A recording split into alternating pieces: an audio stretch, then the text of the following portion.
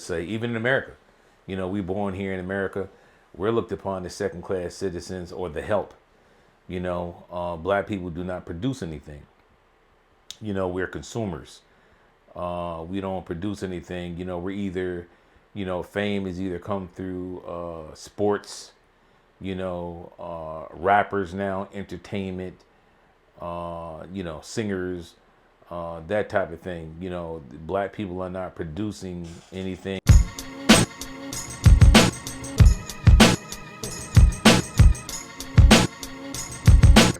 Welcome to the Daily Detox Podcast. I'm your man, Dion J. And today we have back again, good brother Leroy Thorpe. Welcome back to the show, good brother. Bismillahirrahmanirrahim. All praise be to Allah. Bear witness, no God except Allah. Prophet Muhammad sallallahu alaihi wasallam is his messenger. Let me first of all say, yo, Noop. Thank you for inviting me back to your show. Let me give a shout out to all the Noops out there, as well as my lovely wife Ashatu and our daughter Fatima. Assalamu alaikum. How you feel about the Ukraine? Okay, let's look at the situation in Ukraine. Absolutely, black people there are being treated as the help. They're not even citizens. They're just looked upon.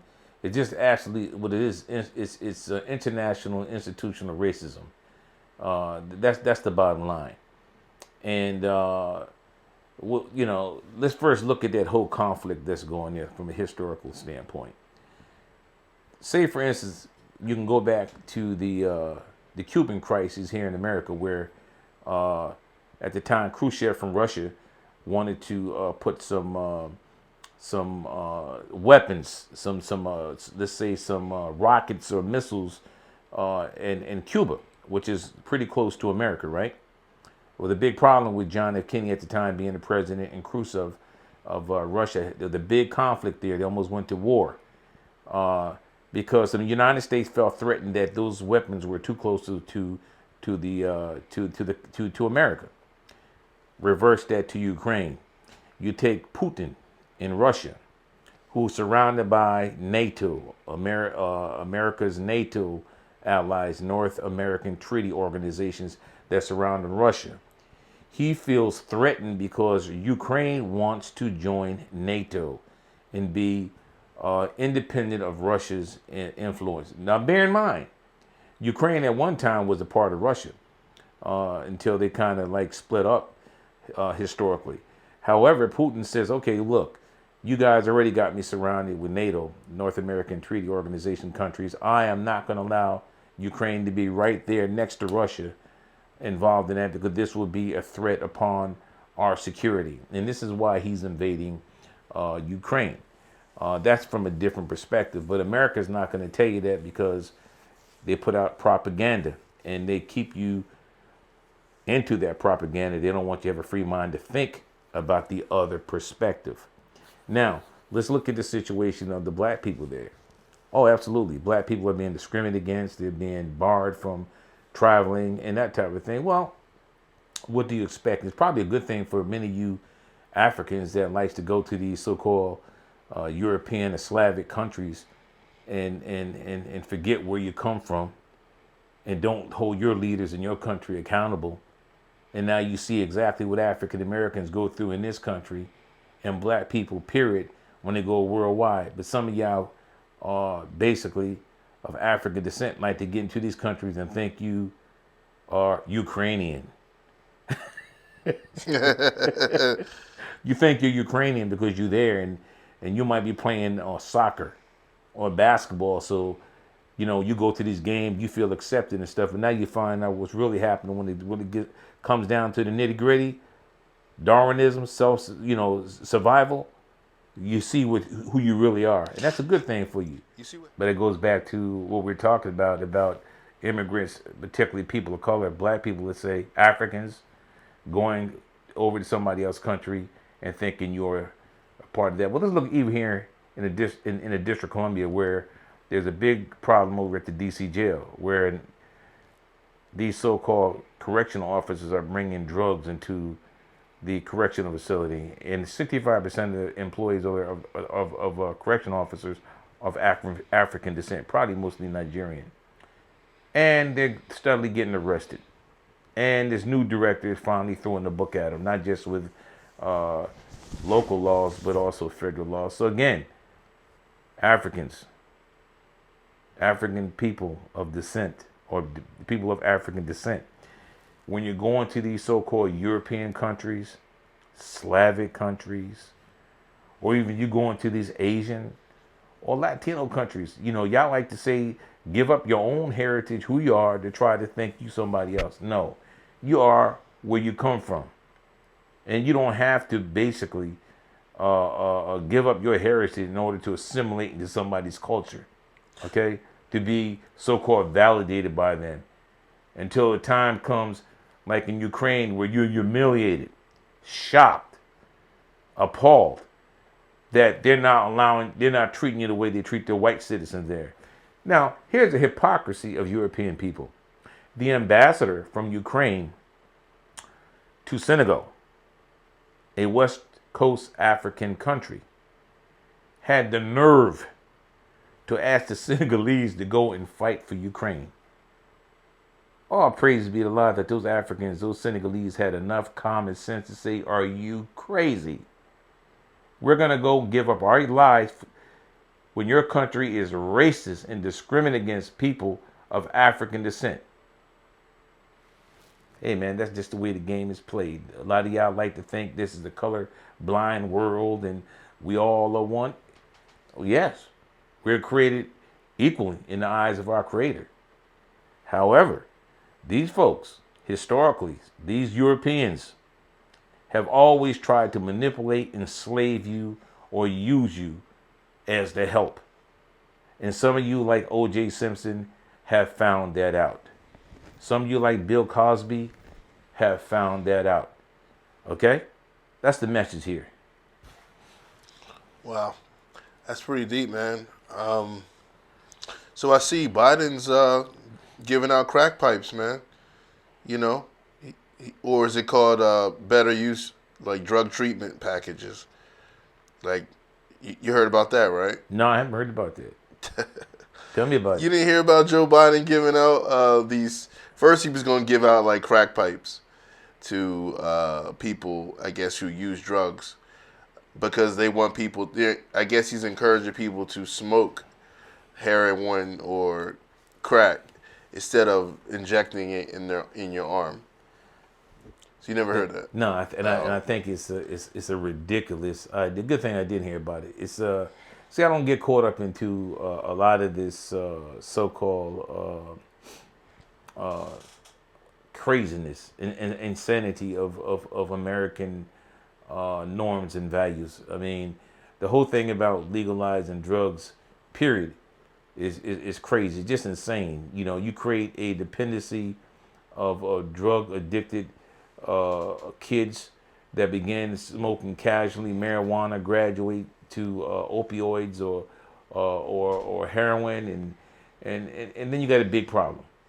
You got a big problem. It's just this country is just so immoral, and just the norms and the values of white folks certainly does not coincide with my African values. So I think that's a crazy idea. I haven't heard that, but I think it's a. You never heard that? No, I never heard that.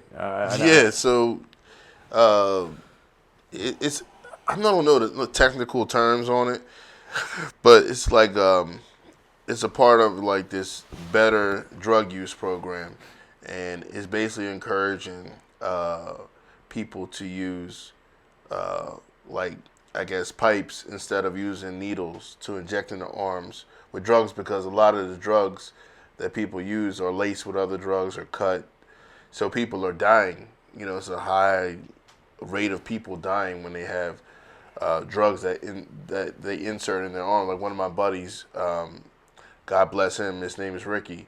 He actually died about 3 or 4 years ago. He got a bad batch of heroin, and he died. He's got a 10-year-old son.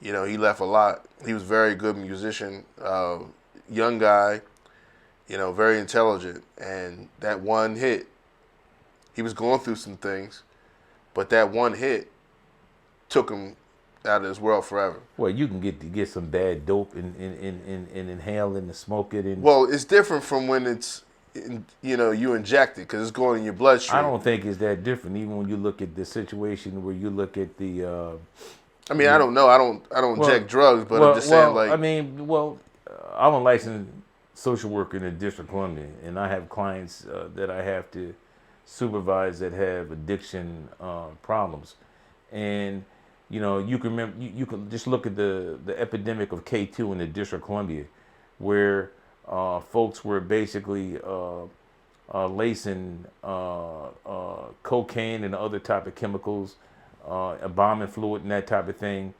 with so-called synthetic marijuana, where you had a lot of people dying off of that. They were smoking that. So I don't see I don't see what is so genius well, about Biden saying that people should smoke heroin instead of injecting it, when in fact you're well, still going to have. I think it's a whole package. So there'll be like a treatment center.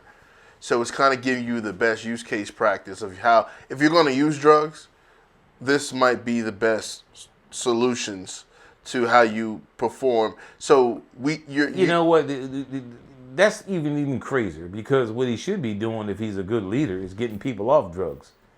And there's a program that existed back in the '60s, when the '60s and the '50s, when Elijah Muhammad with his group, the Nation of Islam, at that particular time took so-called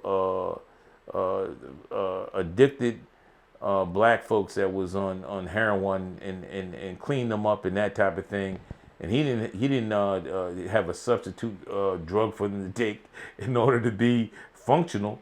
They got off drugs because they had a holistic thing. They start out with a faith-based situation, then how you eat, getting off the hog, which causes trichinosis, and high blood pressure and that type of thing. So we had a program that he put together, a nutritional program, a spiritual program, and then there was some type of self-esteem, where business, they got involved with selling the newspapers. They owned businesses at that particular time.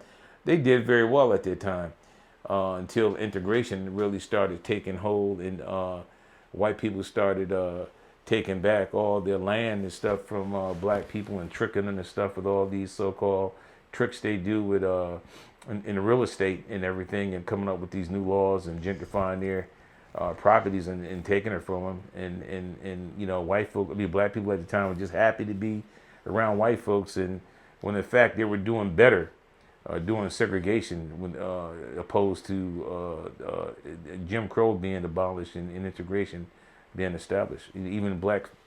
Yeah, I saw families that together. in the movie series The Godfather of Harlem, where Yeah, they yeah, showed exactly. how the Nation of Islam Yeah. took care of a lot of sick people that were on the Right. Right. had the heroin Yeah, that yeah. was Yeah, the yeah. doogie Right. at that time back. It was this in the 50s, right? 50s, 60s, 50s or 60s, 60s. 60s. So Malcolm back in the 60s. So yeah, they had yeah. they had a lot of the drug treatment patients Yeah, chained to the bed. yeah. So or, so it takes leadership, man. It takes insight. It takes morality. It takes a lot of that stuff. And like I always said, man, there's a big difference. You can say what you want to say. A lot of these folks that go out and got these racial marriages, being validated by white people and talking like them, acting like them, and they get all frumpy when they marry them, and for the most part, not all, just generally speaking, and how they just lose their self. They lose their self-esteem, and their culture, and try to assimilate their culture. That's like, for instance, as an example, you take an eagle that's free, strong, and that type of thing, but yet he want to put a little bit of chicken-nole in his hair, and dye his hair, and run around with the chicken, think he's the chicken, when actually he's an eagle. Okay, that's the analogy there. I think you get my point. I get it. Yeah, man. So, there's a lot of crime going on in the city right now, man, in D.C. A few council members got robbed. I guess they were getting carjacked. So one of the council members from I think Ward 8 or 9, he got carjacked. Did you see that? Yeah, you talk about, I think his name is Nate Fletcher, one of the politicians, local up and coming politicians. Even Mary Che got her car actually stolen. She wasn't carjacked. The so-called alleged racially insensitive Ward 3 councilwoman, who's not running anymore, thank God. The thing is that, it's you got a black mayor. You have a black mayor that wants to be reelected, that's looking for white votes. And at this particular time, white folks are now being robbed, carjacked. Some are being shot. There was a shooting of a white girl up at a prominent Ward 3. Ward 3 is an upper established ward in one of the 8 wards in the district. Ward 3, predominantly white and rich. Was a white girl shot there. And all of a sudden, there was another white guy, I think, was shot somewhere on 14th Street in the District of Columbia Northwest, another nice part of the city. And all of a sudden, everybody wants to do something about crime, but they wasn't talking about that when all the black people were getting the homicide rate was rising among blacks, and no one was saying nothing about it. Even the deputy mayor for public safety, who happened to be white, even the DC city administrator, who happened to be white, because they don't understand black people. It's a black problem. This is something that whatever it is, but one of the affects white people. Oh, we have an epidemic. We have to do something about it. And then all these politicians who wants to appease the white folks to get elected and sell their people out just to get elected, to get validated and assimilate into that type of culture. Now all of a sudden, it's a big problem. The problem has always been there. It wasn't new. It's been there.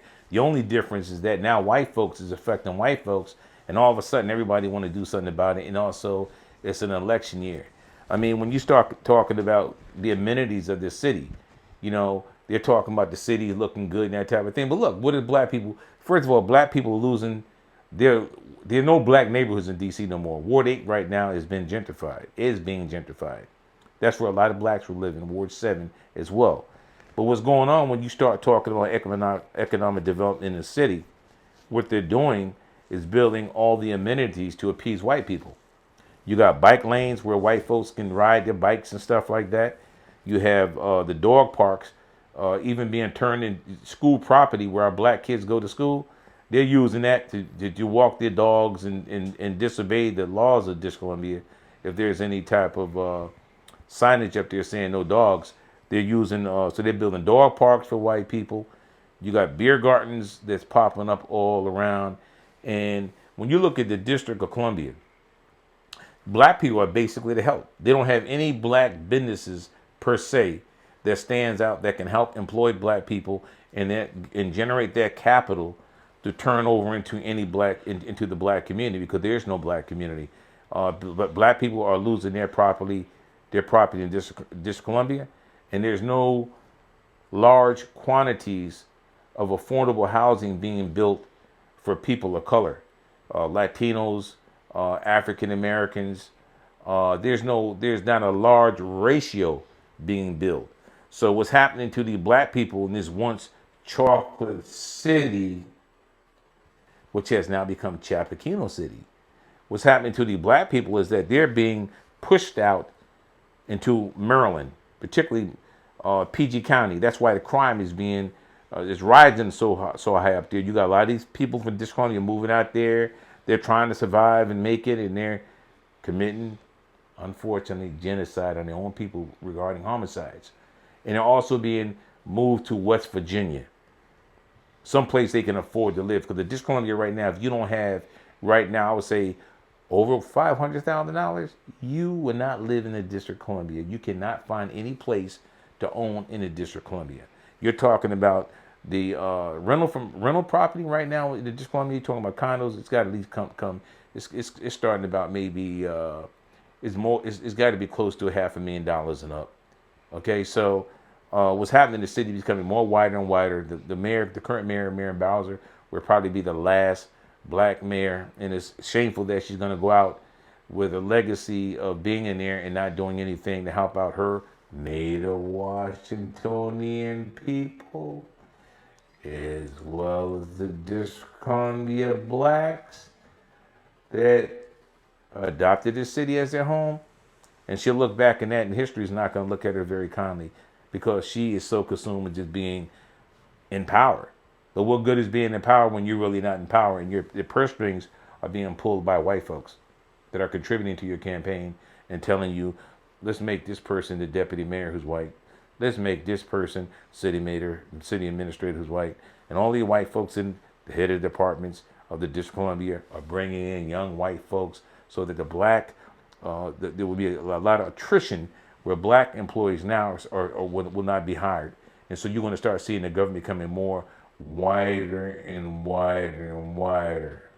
That's why I say these black politicians are not worth a damn. And I tell you what, I would never vote for them unless I find somebody that's going to represent my interests. And most of them are trying to assimilate and be validated by the white folks and to be accepted by the white folks as they laugh at them at the end of the day as they become richer.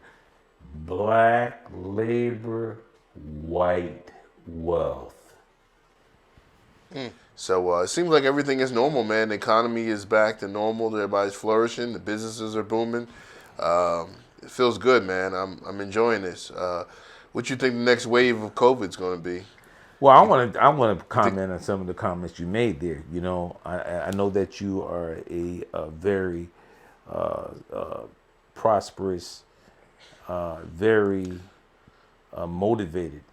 You know, you have a lot of energy when it comes to business and technology, which I applaud you because, again, you're one of the few black people that try to spread or teach wealth, technology, and opportunity. You're one of the few that do that. However, let's give a shout out to DJ Detox, aka Dion J. Yo, no, shout him out. So, but when you look at, you know, yeah, the city's coming back to normal, but it's not, you know, I like to take precautions. I still like to wear my mask. I tell my wife and my daughter to wear their mask. However, again, opportunities, again, you know, the businesses flourish, but black people are basically to help.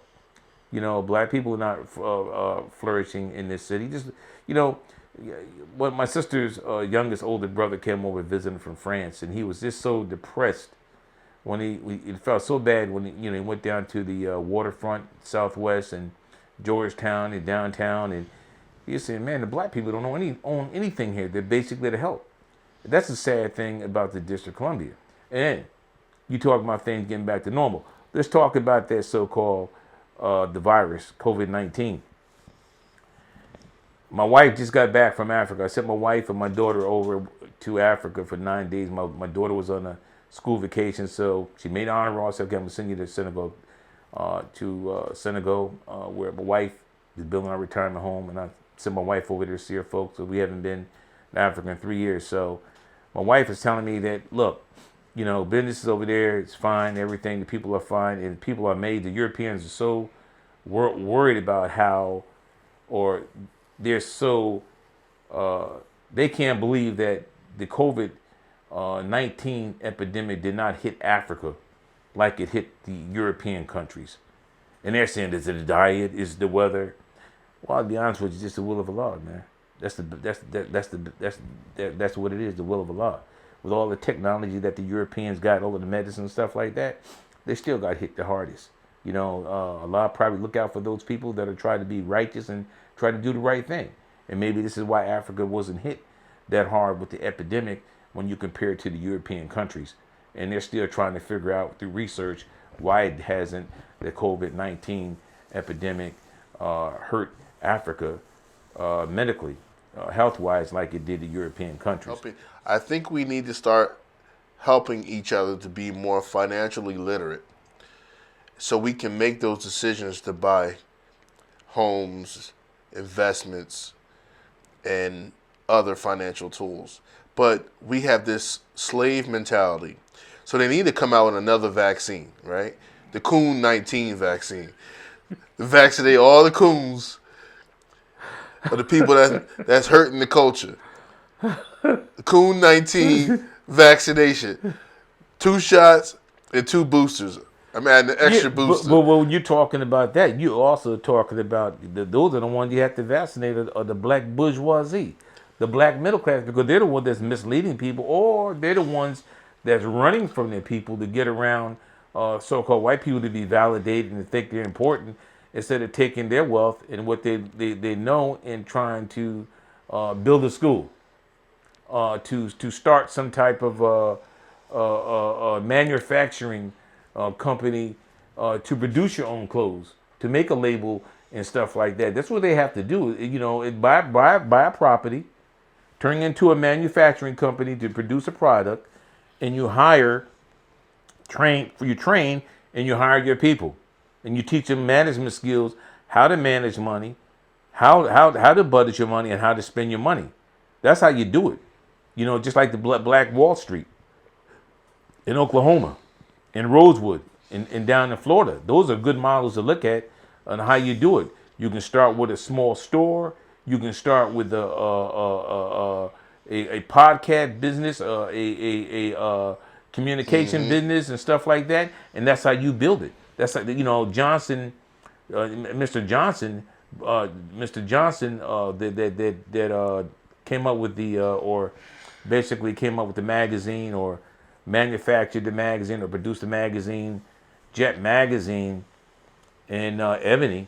I mean, that's how I started off. Sad thing about it, when they passed off, they passed away and passed it off to their socialite daughter, who sold all of that good black hard Yeah. work and stuff, so she can be a socialite, to be around white people, to be a cocktail sipping Negro. So, I hurry you today. Okay. so what you think about Biden? He's going to ban Russian oil imports Well, over the UK. it's gonna hurt. Your thing. You're talking about things getting back to normal. I mean, gas price is almost like $5 a gallon right now. I mean, it's like that's gonna hurt people, particularly people of color that have to depend on if they have to drive. I'm surprised the metro rail's not going to go up, because you have to basically put fuel in there, whether it's clean gas or what. You're basically putting fuel in there, so everything's going to go up. It's like it's going to be this so-called European war among the Europeans have affected people of color in this so-called European dominated country. So we in this country, y'all say y'all Americans, y'all worrying about Ukraine, not me. That's not my problem. I ain't got nothing to do with that. Okay, I'm trying to survive, Didn't and Biden? but it's going to affect my wallet as well. So yeah, to answer your question, yes, that the oil prices, him saying no more Russian oil. Watch the gas pump. Watch the gas prices rise again. Didn't Biden put a bill in to get 40 million cases of oil? He put some bill in there too, I think, to release some reserves, but it didn't have that much of effect at the gas pumps. It went down slightly to the point where you didn't really notice it. So now he's saying that Americans, his perspective now politically is that, okay, Americans, we're going to punish Russia. We're not going to import any of their oil no more. But we're going to hurt, we're going to hurt Putin. But it's also going to hurt America too. It's also going to hurt America because of these so-called European American greed, or the Europeans' greed for power to oppress and dominate people. That's what's going on. But I ain't got nothing to do with that, because when Africa's in crises or the Latino countries are in crises, these people turn their head like, oh, okay, we're not going to get none of the Haitian refugees come over here. We're not going to get housing for them. But yet you're going to go get housing for the Afghanistans because they look a little European, right? So it's a color thing. So that's what you got to understand, all of you folks that want to be assimilated, cocktail sipping Negroes.